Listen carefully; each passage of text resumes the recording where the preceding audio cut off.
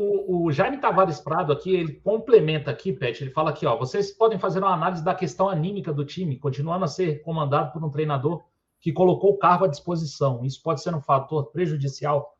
E aí eu coloco no bolo da pergunta. O Renato consegue tirar mais alguma coisa na questão tática com esse estado anímico do time? Você acha que ainda tem chance de evoluir esse time daqui para a final da Libertadores? Marcão, tem alguns pontos aí, né, nessa questão. O primeiro esse time já jogou melhor com o Renato. Sim. Isso é um ponto. Esse time jogou bem com o Renato. E aí a gente pode entrar em discussões do porquê, enfim. O time jogou melhor com o Renato. Tá? E assim, a final da Libertadores é no dia 27 de novembro. É daqui a 29 dias. Para mim, no meu ponto de vista, hoje é mais fácil o Renato talvez tentar conseguir voltar a fazer o Flamengo jogar minimamente o que jogava antes, do que chegar um cara novo sem ter tempo para treinar, para implementar um novo modelo que esteja pronto para jogar no dia 27. Mas eu nem falo da troca. Eu acho que a troca, assim, se o Flamengo levar uma do Atlético, eu acho que ele vai sair. Não, sim, eu acho também. Agora, assim, o ponto é, Marcão, eu acho que é possível. Agora, eu não sei da veracidade dessa notícia que saiu no GE, e é um portal, talvez o portal mais importante que tem de esporte e de futebol no Brasil. Saiu no GE que ele, teoricamente, entregou o cargo. E aí, se isso é verídico, se isso de fato aconteceu, o que me leva a pensar? Que, se nem o cara que tá lá, se nem ele mesmo acredita que ele consegue entregar mais, não adianta eu achar que ele vai conseguir entregar. A minha interpretação foi essa. Agora, precisa ver como é que ele entregou esse cargo. Se ele falou assim, galera, eu não dou mais conta, quero meter o pé. Ou se ele falou assim, Alan, se vocês quiserem, vocês podem me demitir, porque hoje tem diferença. Qual o único ponto forte do Renato? É a gestão do grupo, cara. É a gestão do grupo. Só que isso acaba, infelizmente, né, diminuindo cada vez mais, Marcão. Por mais que você crie um relacionamento, você crie um fator motivacional quando você chega, o nível de desgaste por execuções equivocadas, escolhas que não agradam o grupo, por de um grupo que não está habitualmente acostumado a perder, Marcão, começa a gerar uma série. E aí, quando essa gestão fica cada vez pior, galera, essa gestão de vestiário, que é o que ele tinha como ponto forte, o que resta a ele? Infelizmente, as vitórias, para talvez poder maquiar ali, né, os acontecimentos. E quando as vitórias não acontecem, a sujeira é toda explicitada. Muita gente sempre falou, essa diretoria é maravilhosa, essa diretoria nos trouxe títulos. E a gente vem pontuando aqui o que essa diretoria tem de bom e o que ela tem de ruim. Mas tudo de ruim sempre foi para debaixo do tapete, porque a bola entrou, porque a gente estava conquistando vitórias. Quando as coisas param de funcionar, a gente começa a ter uma visão, né, mais lúcida dos fatos. Por quê? A gente está querendo entender os motivos. E aí eu convido vocês a acompanhar e olharem outras lives nossas no passado aqui, que vocês vão entender tudo o que está acontecendo hoje. Então, assim, de novo, a culpa, e esse é um ciclo, galera, essa é um ciclo vicioso. Não é um ciclo virtuoso que tentaram vender a gente.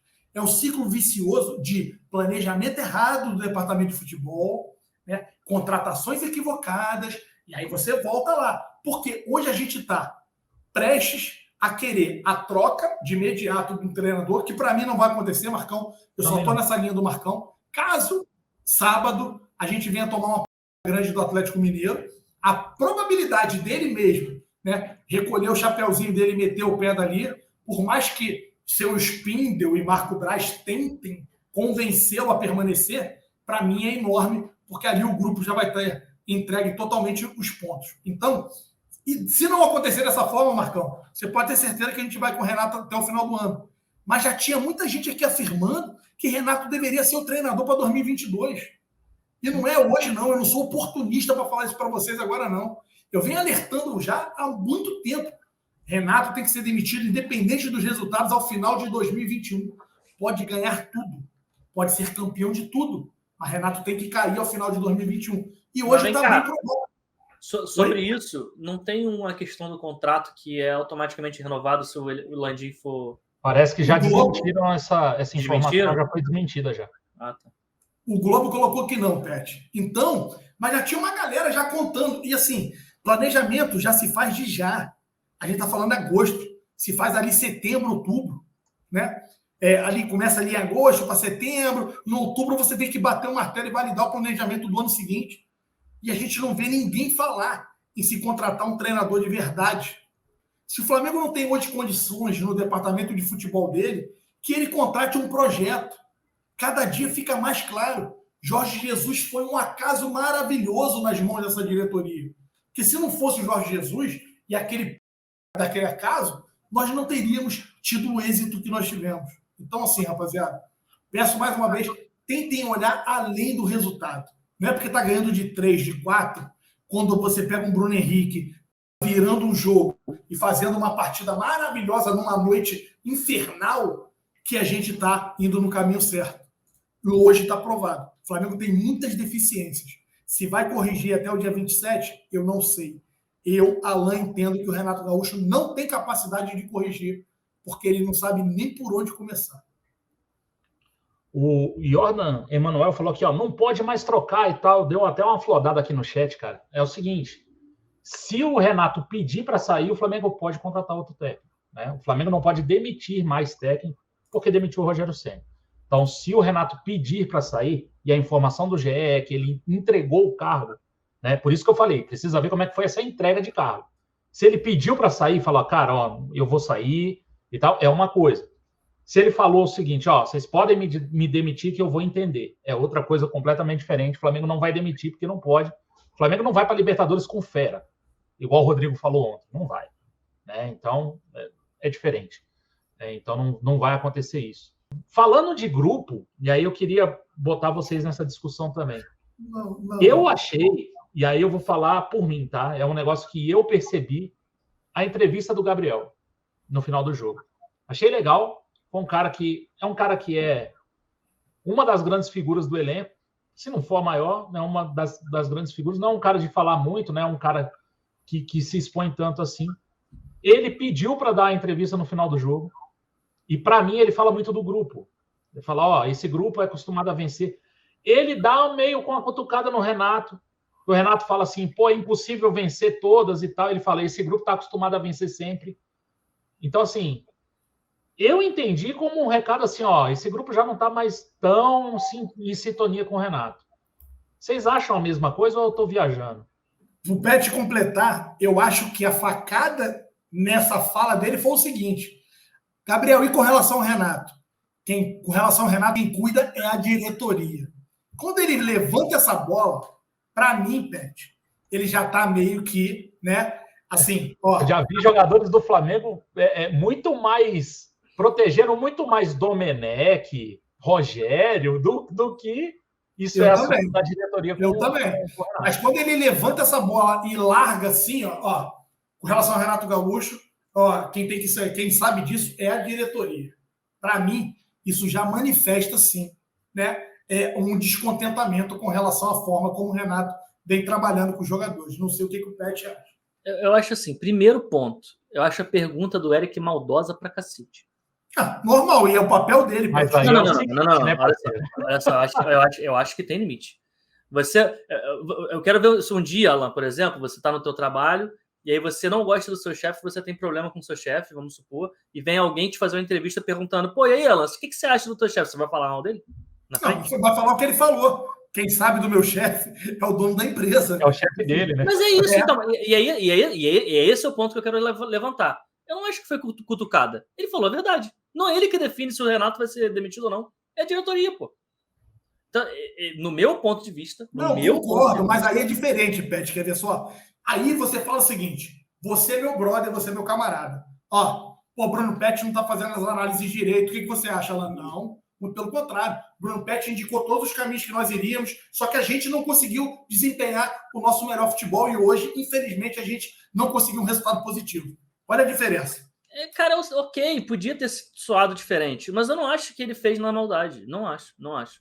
opinião minha, vendo de fora, tentando analisar uma entrevista coletiva. Eu não acho que ele fez de propósito. Sei lá, eu achei assim, eu achei que ele ficou meio contra, sabe? Acho que ele foi burocrático, ele respondeu o que realmente, de fato, que quem decide a diretoria, não é ele. Mas sabe por que eu não acho que foi burocrático? Porque ele pediu para falar. Ele poderia ter passado reto.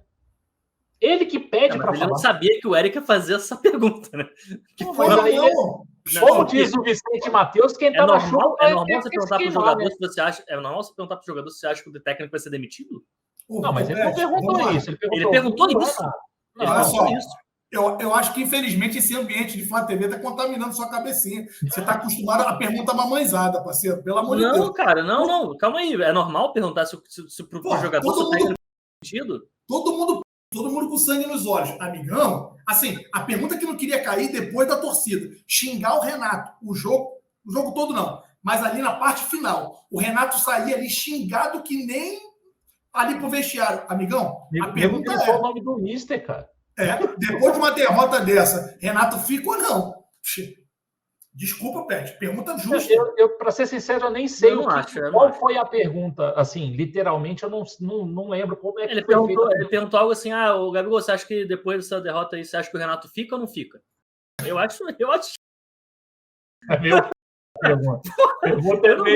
Eu não lembro disso acontecer outras vezes. É aquela pergunta para conseguir a manchete do dia, né? É isso. Porque se ele fala uma palavra diferente, é a manchete do dia. Não, o trabalho dele fez sensacionalmente bem, porque tá todo mundo com essa pulga, essa discussão tá batendo desde ontem. Então, mas foi o que eu falei aqui. Depois defendeu, não defendeu? Foi o que eu falei aqui outro dia.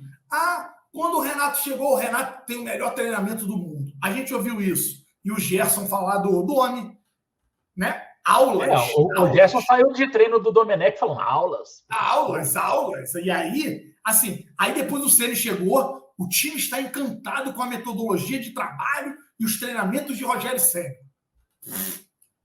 Aí o Renato chegou, o time já se adaptou e está muito contente com a forma como o Renato trabalha o elenco. Aí agora, que está à véspera do cara cair, o time não trabalha, o time só treina jogada de bola parada no dia. Mas foi a mesma coisa com o Rogério. Olha só.